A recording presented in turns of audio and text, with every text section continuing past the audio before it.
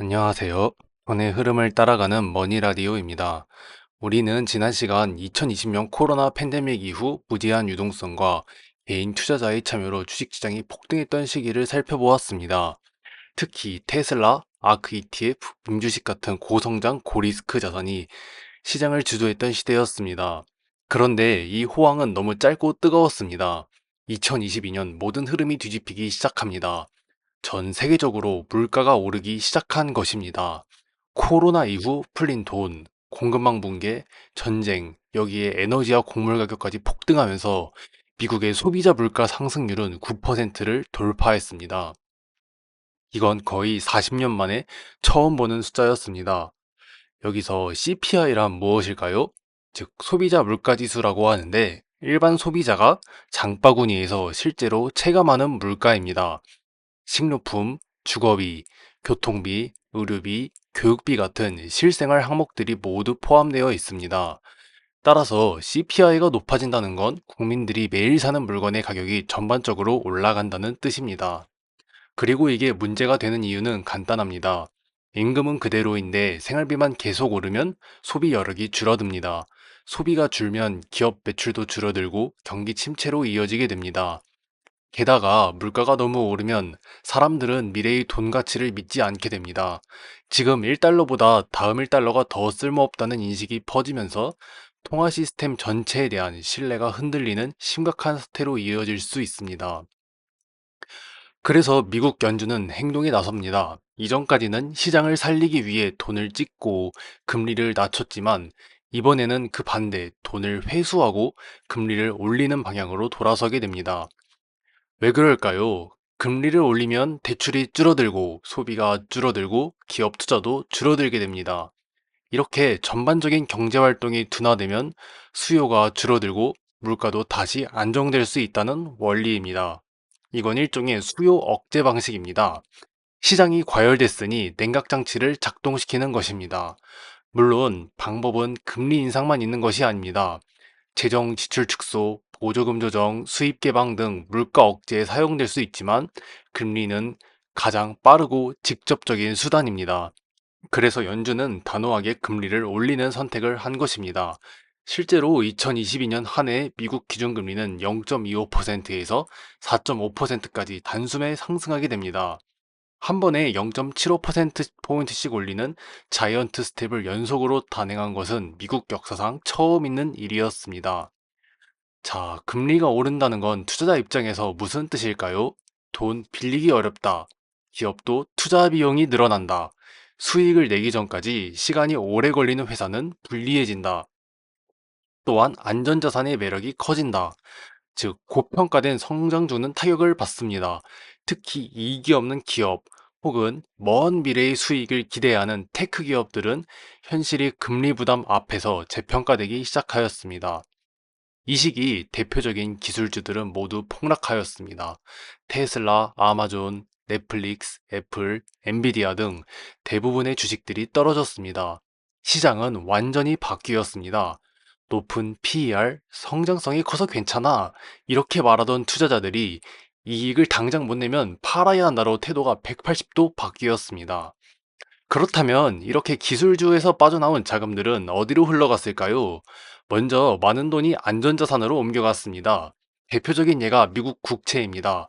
기준금리가 오르자 국채금리도 함께 상승했고 리스크 없이 4에서 5% 수익을 기대할 수 있는 단기 국채는 전 세계 투자자들의 매력적인 대안이 되었습니다.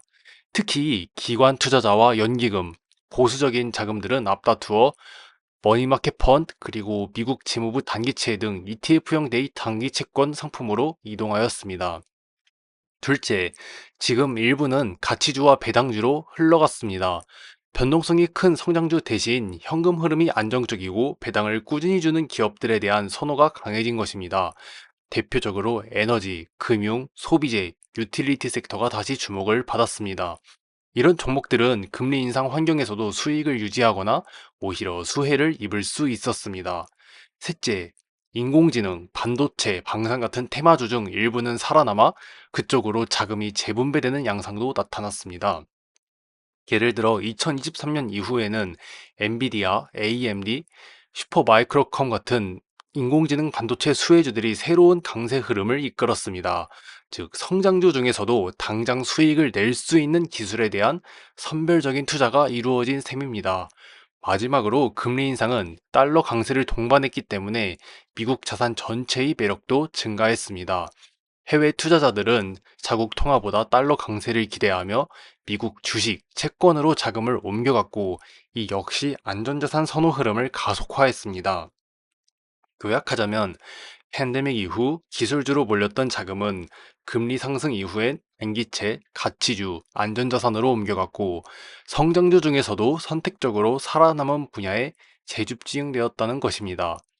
그런데 왜 이렇게 빠르게 무너졌을까요? 단순히 금리 때문만은 아닙니다. 먼저 팬데믹 이후 몇 년간 시장은 너무 빠르게 올랐고, 기업들의 실적 대비 주가가 너무 지나치게 높게 평가된 상태, 즉 거품이 심각한 수준까지 올라와 있었습니다. 게다가 많은 투자자들이 레버리지, 즉 빚을 내서 투자하는 방식으로 주식을 매수하고 있었습니다. 당시 미국의 마진 대출 잔액은 21년 말 기준으로 9천억 달러를 넘었으며 사상 최고치를 기록했었는데요. 이는 투자자들이 자기 돈뿐만이 아니라 돈을 빌려 주식을 사는 구조가 매우 광범위하게 퍼져 있었음을 의미합니다. 문제는 주가가 떨어지면 이 레버리지가 강제 청산, 마진콜이라고 부르는데, 이러한 형태로 돌아오게 된다는 점입니다. 즉, 주식이 하락하면 주식을 빌린 쪽에서 돈을 더 넣으라고 요구하게 되고, 투자자들은 어쩔 수 없이 손절하고 추가 매도를 하게 됩니다. 이게 다시 주가를 끌어내리고 또 다른 투자자들의 강제 청산으로 이어지며 도미노처럼 하락이 연쇄적으로 이어지는 구조가 됩니다. 또 하나의 중요한 요인은 인공지능 기반 자동 매매 시스템입니다. 지금은 알고리즘 트레이딩이 시장에서 차지하는 비중이 매우 큽니다. 이런 프로그램은 특정 조건이 발생하면 사람의 판단 없이 자동으로 대규모 매매를 실행합니다. 예를 들어 S&P 500이 200일 이평선을 하회했다. 빅스 지수가 특정 수치를 돌파했다. 거래량 기반의 추세 지표가 하락 전환 신호를 보였다. 이런 시그널이 나타나면 알고리즘은 매도 명령을 발동시킵니다.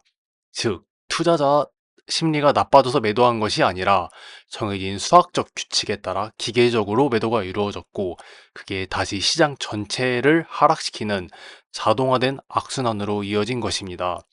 결국 이 시기의 주가 하락은 단순한 가격 조정만이 아니라 고평가된 시장, 레버리지 시장, 자동 매매 알고리즘이 결합된 기계적인 붕괴였던 것입니다. 그렇다면 이 시기는 우리에게 무엇을 말해줄까요? 첫째, 시장의 유행은 바뀔 수 있다는 것입니다.